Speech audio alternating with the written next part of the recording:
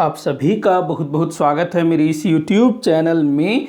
इस वीडियो में हम लोग बात करेंगे भारतीय इतिहास से संबंधित 50 महत्वपूर्ण प्रश्नों पर, जो कि किसी ना किसी प्रतियोगी परीक्षाओं में पूछी जा चुकी है। बहुत ही ज़्यादा इंपॉर्टेंट है, तो आप लोग आखिर तक वीडियो को जरूर देखिएगा। अच्छा लगे तो लाइक और शेयर भी करिएगा। तो चलिए हम लोग शुरू करते हैं। तो क्वेश्चन का पैटर्न कुछ इस तरह का है, वन लाइनर क्वेश्चन है और इसका आंसर मैंने नीचे बताया हुआ है।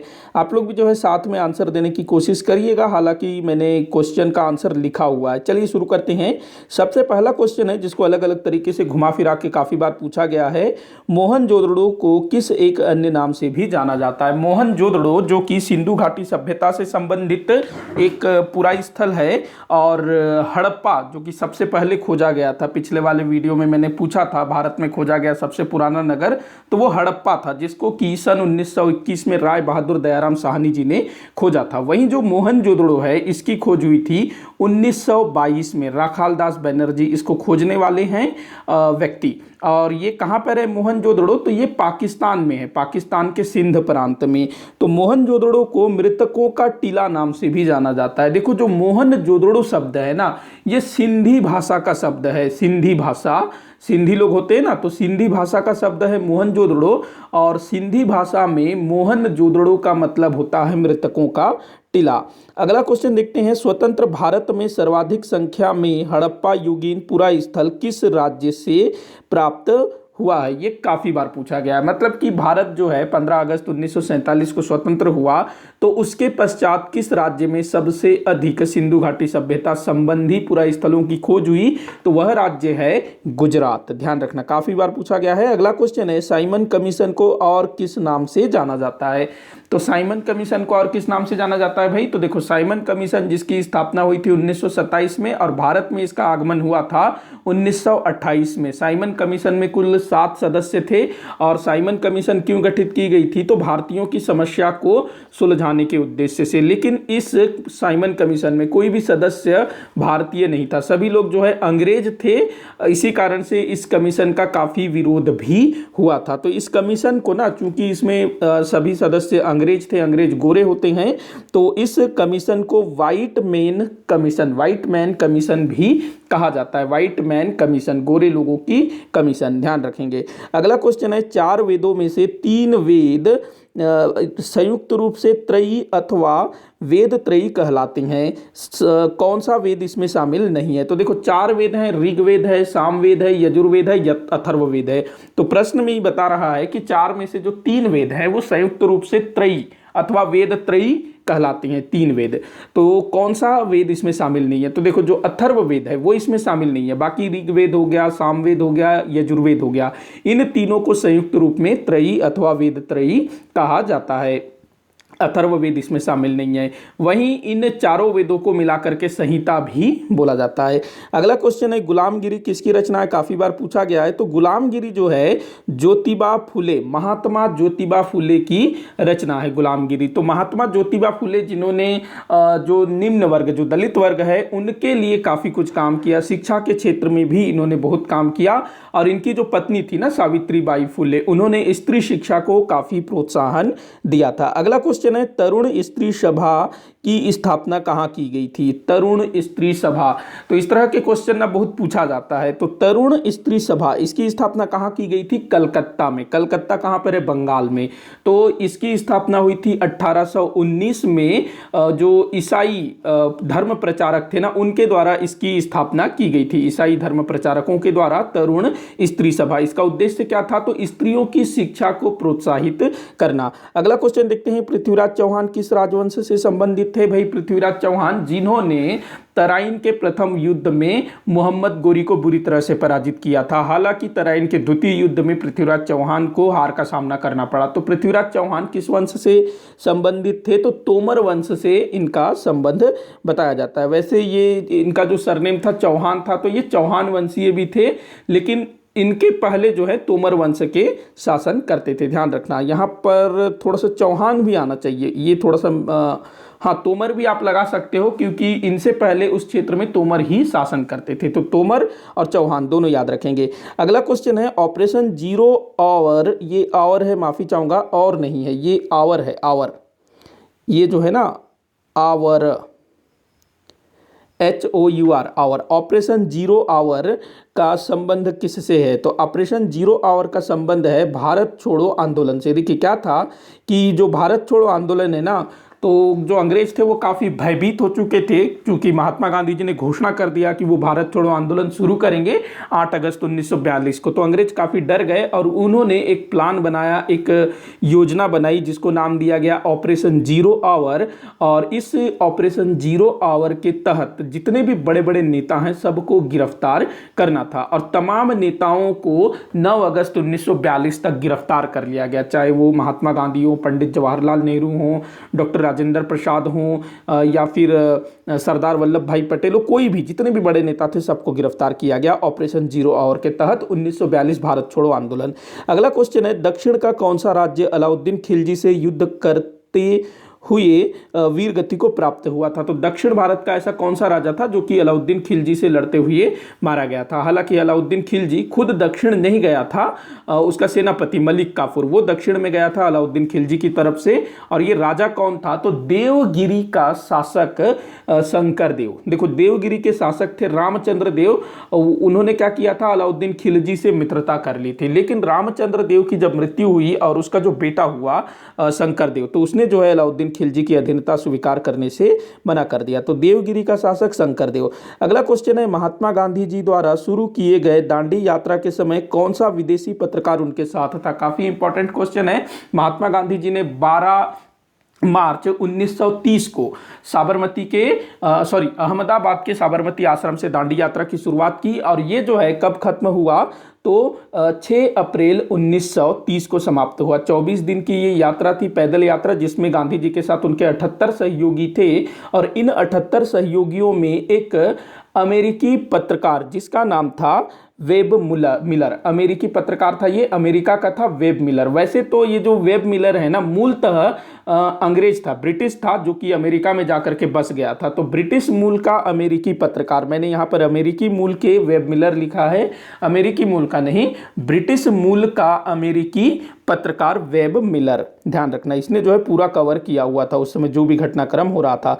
अगला क्वेश्चन है, संस्कृत में उत्कीर्ण प्रथम अभिलेख किसे माना जाता है? बड़ा ही इंपॉर्टेंट क्वेश्चन है। संस्कृत में उत्कीर्ण प्रथम अभिलेख किसे माना जाता है? तो संस्कृत भाषा में लिखा गया पहला अभिलेख ये माना जाता है जूनागढ़ अभिलेख को। जूनागढ़ अभिलेख ये किसके द्वारा जारी किया गया था? तो शक महाक्षत्रप रुद्रदामन के द्वारा इसको जारी किया गया था। ये संस्कृत भाषा में लिखा गया। जूनागढ़ अभिलेख पर मेरे चैनल पर आपको डिटेल में वीडियो मिल जाएगा।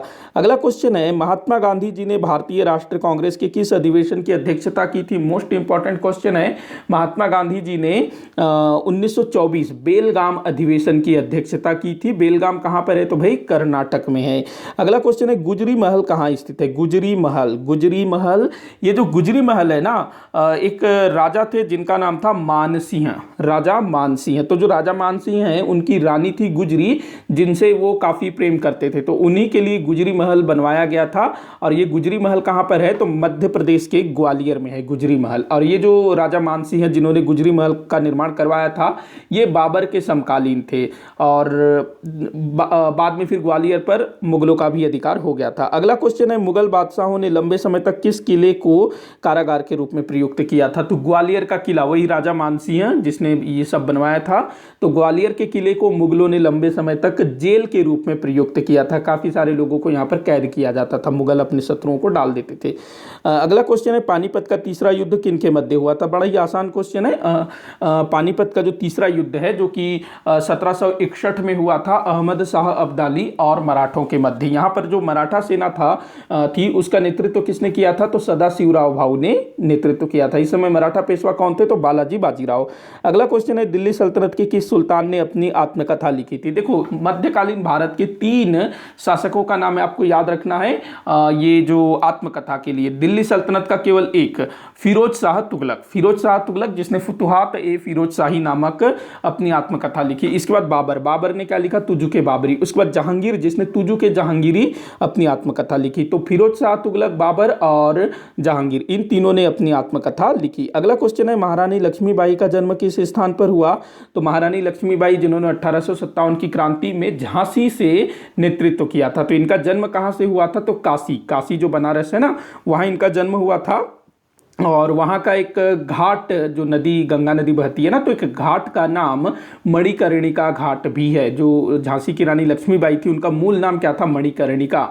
ध्यान रखना। अगला क्वेश्चन है, मराठा और तीसरी नामक, सॉरी तीसरी नहीं है ये, केसरी है, माफ़ी चाहूँगा, थोड़ा सा यहाँ मिस्टेक हो गया, केसरी। तो मराठा और केसरी नामक समाचार पत्र किसके द्वारा प्रकाशित किया जाता था? बड़ा ही इंपॉर्टेंट है। तो मराठा और केसरी, देखो जो मराठा है ये अंग्रेजी भाषा में प्रकाशित होती थी, और जो केसरी है वो जो है बाल गंगाधर तिलक जी के द्वारा प्रकाशित किया जाता था। मराठा और केसरी बाल गंगाधर तिलक जी के द्वारा प्रकाशित होता था। मराठा जो है अंग्रेजी में प्रकाशित होता था, और केसरी जो है मराठी भाषा में। अगला क्वेश्चन है, किस वायसराय ने तिब्बत के लहासा नामक स्थान पर सैन्य टुकड़ियां भेजी थी? तो ये भी बड़ा इंपॉर्टेंट क्वेश्चन है। देखो जो लॉर्ड कर्जन था, जो 1899 से 1905 तक भारत का वायसराय था, बड़ा ही कुख्यात था ये। तो वायसराय कर्जन ने लहासा, जो तिब्बत में है, वहां पर जो है सेना भेजी थी, ये तिब्बत को भी जीतना चाहता था। अगला क्वेश्चन है, सैंडर्स हत्याकांड में सम्मिलित किस क्रांतिकारी ने अपने ही साथियों के विरुद्ध गवाही दी थी? सैंडर्स हत्याकांड, देखो जो साइमन कमीशन, पीछे मैंने बताया साइमन कमीशन के बारे में, जिसको व्हाइट मैन कमीशन भी बोला जाता है। तो साइमन कमीशन के विरोध प्रदर्शन करते हुए लाला लाजपत राय जी को जो है लाठियों से मारा जाता है, जिस कारण से उनकी डेथ हो जाती है 17 नवंबर 1928 को। अब जो क्रांतिकारी थे वो लाला लाजपत राय से काफ़ी सहानुभूति रखते थे, क्योंकि लाला लाजपत राय जो है क्रांतिकारियों का काफ़ी सपोर्ट करते थे। तो जो क्रांतिकारी हैं वो प्लान बनाते हैं कि लाला लाजपत राय जी की हत्या का बदला लेना चाहिए, और 17 दिसंबर 1928 को लाला लाजपत राय पर लाठी चलाने का आदेश देने वाले पुलिस अधिकारी, जिसका नाम था स्कॉट, उसको मारने का योजना तैयार किया जाता है। और इसमें जो जयगोपाल, जिसने गवाही दी थी, यहां पर लिखा भी हुआ है जयगोपाल, इसी ने गवाही दी थी, तो जयगोपाल भी इसमें शामिल था। जयगोपाल का काम क्या था? स्कॉट को पहचानना। लेकिन जो जयगोपाल है उससे गलती हो जाती है, और वो जो है सॉन्डर्स नामक एक दूसरे पुलिस अधिकारी को स्कॉट समझ लेता है और इशारा कर देता है कि स्कॉट आ रहा है। तो यहां पर जो है सॉन्डर्स को भगत सिंह और राजगुरु, ये दोनों जो है सॉन्डर्स को मार देते हैं, और बाद में फिर जयगोपाल की गवाही के आधार पर ही ये जो सॉन्डर्स मर्डर केस है ये आगे बढ़ता है, और भगत सिंह, सुखदेव, राजगुरु को फांसी दी जाती है। अगला क्वेश्चन है, तालीकोटा का युद्ध के समय विजयनगर साम्राज्य का शासक कौन था? तो तालीकोटा का युद्ध जो कि 1665 में हुआ था, इसमें एक तरफ विजयनगर साम्राज्य और दूसरी तरफ बहमनी साम्राज्य से टूटकर बने 4 राज्य, बीदर था, बीजापुर था, गोलकुंडा था, अहमदनगर था। जो बरार था उसमें ये शामिल नहीं था। 5 राज्य थे ना बहमनी साम्राज्य से टूटकर बने हुए, कौन कौन से? बरार इसमें शामिल नहीं था, ध्यान रखना। बरार जो है तालीकोटा के युद्ध में शामिल नहीं था। बीदर था, बीजापुर था, गोलकुंडा था, अहमदनगर था, और इस संयुक्त सेना का नेतृत्व कर रहा था बीजापुर का सुल्तान अली आदिल शाह। वहीं दूसरी तरफ विजयनगर साम्राज्य की सेना का नेतृत्व कर रहा था विजयनगर साम्राज्य का सेनापति राम राय, और विजयनगर साम्राज्य का शासक कौन था? तो राजा सदाशिव। ध्यान रखना। अगला क्वेश्चन है, मोहम्मद गोरी को किस राजपूत शासक ने सर्वप्रथम पराजित किया था? तो मोहम्मद गोरी, जिसको पृथ्वीराज चौहान ने प्रथम तराइन के युद्ध में बुरी तरह से पराजित कर दिया था। इससे पहले भी मोहम्मद गोरी जो है भारत में किसी राजा से पराजित हो गया था, गुजरात के चालुक्य वंश के शासक मूलराज द्वितीय से। मूलराज द्वितीय, जिसको कि भीम द्वितीय भी कहा जाता है। अगला क्वेश्चन है, आध्यात्मिक ज्ञान के विषय में नचिकेता और यम के संवाद किस उपनिषद में प्राप्त होता है? अध्यात्म मतलब जो अध्यात्मवाद है उसके ज्ञान से संबंधित नचिकेता और यम का संवाद, ये कहां से प्राप्त होता है? कठोपनिषद से। देखो जितने भी क्वेश्चन है ना, सारे के सारे क्वेश्चन कहीं ना कहीं पूछे गए हैं या फिर पूछे जाने की पूरी संभावना बनती है, तो ध्यान से आप लोग वीडियो को देखिए, सुनिएगा। अगला क्वेश्चन है, किसे है ये, माफी चाहूंगा, किसी नहीं है, किसे एशिया का ज्योतिपुंज कहा जाता है? तो महात्मा बुद्ध को एशिया का ज्योतिपुंज कहा जाता है। अगला क्वेश्चन है, उपनिषद का संबंध किससे है? तो उपनिषद क्या है? तो दर्शन संबंधी ग्रंथ हैं उपनिषद। अगला क्वेश्चन है, बिरसा मुंडा का विद्रोह कब हुआ था? बिरसा मुंडा जो कि झारखंड से संबंधित है ना, छोटा नागपुर के पठार से, तो 1895 से 1901 के मध्य इन्होंने ब्रिटिश सरकार के विरुद्ध विद्रोह कर दिया था। ये आदिवासी थे बिरसा मुंडा, तो ये आदिवासी विद्रोह किया गया था। हड़प्पा की खोज किसने की थी? राय बहादुर दयाराम साहनी ने। मैंने पीछे जिक्र किया था हड़प्पा, जो कि सिंधु घाटी सभ्यता से संबंधित खोजा गया प्रथम स्थल था और ये भारत में अभी तक खोजा गया सबसे पुराना नगर है। अगला क्वेश्चन है, सरोजनी नायडू के नेतृत्व में नमक के किस कारखाने पर सत्याग्रह किया गया था? तो धरसाना, जो कि आज के समय में गुजरात में है धरसाना। वैसे यहाँ पर महात्मा गांधी जी खुद सत्याग्रहियों का नेतृत्व करना चाहते थे, लेकिन उनको जो है गिरफ्तार कर लिया जाता है। इसी कारण सरोजनी नायडू, इमाम साहब और एक महात्मा गांधी जी के बेटे थे मणिलाल या देवदास, मुझे थोड़ा सा नाम में मैं कंफ्यूज हो रहा हूँ, लेकिन यहाँ सरोजनी नायडू जी ने नेतृत्व किया था धरसाना नमक सत्याग्रह में। अगला क्वेश्चन है, वितस्ता का युद्ध कब हुआ था? वितस्ता का युद्ध, देखो जो सिकंदर था, सिकंदर अलेक्जेंडर, जिसको उधर अलेक्जेंडर बोला जाता है यूनान में, भारत में उसको सिकंदर लिखा जाता है। तो इसने जो है भारत पर आक्रमण कर दिया और 326 ईसा पूर्व में झेलम नदी के तट पर, झेलम नदी को ही वितस्ता कहा गया है प्राचीन समय में, वितस्ता, इसको जो है इस युद्ध को, जो वितस्ता का युद्ध हुआ झेलम नदी के तट पर 326 ईसा पूर्व में सिकंदर और पोरस के मध्य, तो इसको जो है वितस्ता का युद्ध, झेलम नदी का युद्ध या फिर हाइडेस्पीस का युद्ध भी बोला जाता है। अगला क्वेश्चन है, कश्मीर के किस शासक को कश्मीर का अकबर कहा जाता है? तो ये है जैनुलाब्दीन। देखिए जो जैनुलाब्दीन है ये अकबर से पहले हुआ था, लेकिन ये जो है अकबर जैसा उदार था, सभी धर्मों को समान समझता था, इसी कारण इसको जो है अकबर का पूर्वगामी अथवा कश्मीर का अकबर कहा जाता है। अगला क्वेश्चन है, भारतीय इतिहास का प्रथम महान सम्राट किसे माना जाता है? तो चंद्रगुप्त मौर्य, जिन्होंने मौर्य साम्राज्य की स्थापना की अपने गुरु चाणक्य के साथ मिल करके, और इसने जो है एक बड़े विशाल साम्राज्य की स्थापना की, और साम्राज्य का जो शासक होता है उसको सम्राट, इस टाइप की उपाधि ये लोग धारण करते थे। तो प्रथम महान सम्राट इनको कहा जाता है, चंद्रगुप्त मौर्य को, ध्यान रखेंगे। अगला क्वेश्चन है, भारत में सर्वप्रथम किसकी प्रतिमाओं की पूजा की गई? तो महात्मा बुद्ध की सर्वप्रथम मूर्तियां तैयार की गई और उनकी जो है पूजा अर्चना की गई। अगला क्वेश्चन है, खालसा पंथ की स्थापना किसने की थी? तो गुरु गोविंद सिंह जी, जो कि सिखों के 10वें गुरु थे, साथ ही साथ अंतिम गुरु थे, तो इन्होंने ही जो है खालसा पंथ की स्थापना की थी। गुरु गोविंद सिंह जी का औरंगजेब के साथ काफी लंबा संघर्ष चला था। ये जो है औरंगजेब के समक्ष बिल्कुल भी नहीं झुके और औरंगजेब जो है इनके पीछे पड़ा रहा। औरंगजेब ने गुरु गोविंद सिंह जी के 4 बच्चों को मार भी डाला था, 2 तो काफी छोटे थे। अगला क्वेश्चन देखते हैं, किस क्रांतिकारी का मूल नाम रामचंद्र पांडुरंग था? तो तात्या टोपे जो कि सन 1857 की क्रांति में काफी सक्रिय नेता थे, तो इनका मूल नाम क्या था? रामचंद्र पांडुरंग।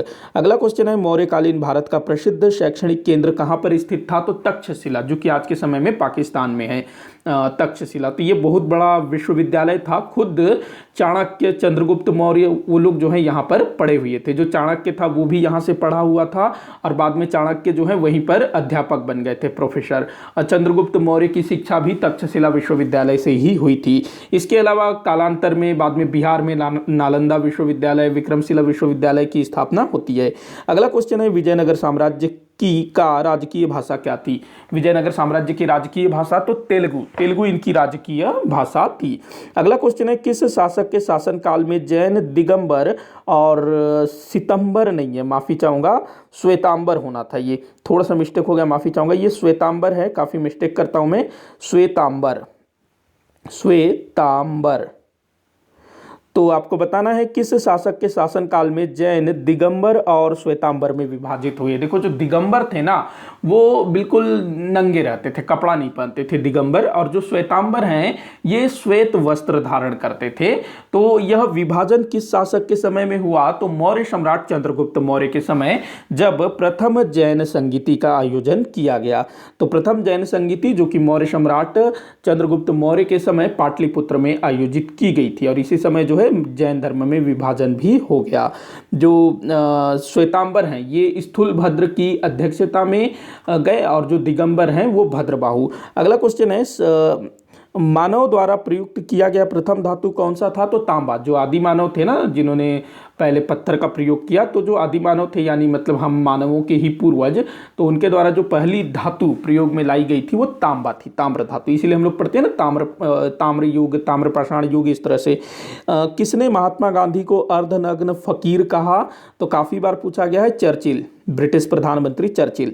अगला क्वेश्चन है, सम्राट समुद्रगुप्त के दक्षिण भारत पर आक्रमण के समय कांची का शासक कौन था? तो देखो जो सम्राट समुद्रगुप्त था उसने जो है पूरे दक्षिण भारत को जीत लिया था, और जीत जीत कर उन राजाओं को वापस कर दिया था उनके राज्य को। तो दक्षिण के 12 राज्यों को पराजित किया था समुद्रगुप्त ने। इन्हीं में से पल्लव शासक भी था जो कि कांची में शासन करते थे। और कौन थे वो शासक? तो विष्णुगुप्त। इसकी जानकारी कहां से मिलती है? प्रयाग प्रशस्ति, जो समुद्रगुप्त का अभिलेख है ना। अगला क्वेश्चन है, इतिहास में किस शासक को लाख बख्श की उपाधि दी गई है? तो लाख बख्श किसको बोला जाता है? कुतुबुद्दीन ऐबक, जिसने दिल्ली सल्तनत की स्थापना की थी 1206 में। और इसी के साथ जो है भारत में मुस्लिम साम्राज्य की स्थापना हुई थी। कुतुबुद्दीन ऐबक जो कि मोहम्मद गोरी का गुलाम था, ये बड़ा दानी था, लाखों रुपए दान कर देता था, इसी कारण इसको जो है लाख बख्श कहा गया। अगला क्वेश्चन है, अवतारवाद का प्रथम उल्लेख किस ग्रंथ में मिलता है? तो अवतारवाद का प्रथम उल्लेख जो है भगवत गीता में देखने को मिलता है। इस तरह के क्वेश्चन भी पूछा जाता है। माफी चाहूंगा। अगला क्वेश्चन है, गुप्त सम्राटों ने किस धातु के सर्वाधिक सिक्के जारी किए? तो स्वर्ण सिक्के, सोने के सिक्के इन्होंने जारी किए थे। बारदोली सत्याग्रह का नेतृत्व किसने किया था? तो बारदोली सत्याग्रह जो कि गुजरात में हुआ था 1928 में, इसका नेतृत्व किया था सरदार वल्लभ भाई पटेल ने। और जो सरदार वल्लभ भाई पटेल के नाम के आगे जो सरदार लगता है वो बारदोली सत्याग्रह के सफल होने पर बारदोली की महिलाओं द्वारा दिया गया था। अगला क्वेश्चन है, संविधान सभा के प्रारूप समिति के अध्यक्ष किसे नियुक्त किया गया था? तो बाबा साहब अंबेडकर, इनको जो है प्रारूप समिति का अध्यक्ष चुना गया था। अगला क्वेश्चन है, भारत छोड़ो आंदोलन के समय पंडित जवाहरलाल नेहरू को किस जेल में कैद करके रखा गया था? तो इनको जो है किसी जेल में कैद करके नहीं रखा गया था, मतलब कैद किया गया था लेकिन वो जेल नहीं था। अहमदनगर का किला, उसको जो है अंग्रेज जेल के रूप में प्रयुक्त कर रहे थे। तो अहमदनगर के किले में पंडित जवाहरलाल नेहरू को कैद किया गया था भारत छोड़ो आंदोलन के समय। अगला क्वेश्चन है, छत्रपति शिवाजी महाराज ने किस मुगल शहर को 2 बार लूटा था? तो देखो, जो छत्रपति शिवाजी महाराज थे इन्होंने जो है सूरत को 2 बार लूटा था। सूरत जो कि गुजरात में है आज के समय, और अभी भी ये जो है व्यापारिक केंद्र है, बंदरगाह है। तो पहले भी ये जो है काफी बड़ा बंदरगाह हुआ करता था और व्यापारिक केंद्र था जो कि मुगलों के अधिकार में था। और छत्रपति शिवाजी महाराज ने इसको 2 बार भयानक तरीके से लूटा था, एक बार 1664 में और एक बार 1670 में। अगला क्वेश्चन है, सन्यासी विद्रोह का संबंध किस क्षेत्र से है? तो सन्यासियों ने बंगाल क्षेत्र में विद्रोह किया था लगभग 1770 के आसपास में। अगला क्वेश्चन है, किसी नहीं है, ये किसे है? किसे सीमांत गांधी के नाम से जाना जाता है? तो सीमांत गांधी किन्हें बोला जाता है? खान अब्दुल गफ्फार खां को। खान अब्दुल गफ्फार खां जो है बिल्कुल गांधी जी के बहुत बड़े मुरीद थे और गांधीवादी विचारधारा के ये नेता थे। अहिंसात्मक तरीके से इन्होंने आंदोलन चलाया था उत्तर पश्चिम सीमांत प्रांत में, इसीलिए इनको जो है सीमांत गांधी कहा जाता है, खान अब्दुल गफ्फार खां। इस वीडियो का आखिरी क्वेश्चन है, महात्मा गांधी जी का जन्म कहां हुआ था? भाई बड़ा ही सरल क्वेश्चन है, बताने की आवश्यकता नहीं है। गुजरात के पोरबंदर में, या फिर हम बोल सकते हैं काठियावाड़ रियासत में। इसी के साथ आज का ये वीडियो यहीं पर समाप्त होता है। आप लोग मुझे कॉमेंट करके बताइएगा कि आपको ये क्वेश्चन कैसे लगे और इनमें से कितने क्वेश्चन के आंसर आपको पहले से पता थे, ये जरूर बताइएगा। कोई भी डाउट हो तो जरूर बताइएगा ताकि मैं उसको सॉल्व कर सकूं। वीडियो को आखिर तक देखने के लिए बहुत बहुत धन्यवाद।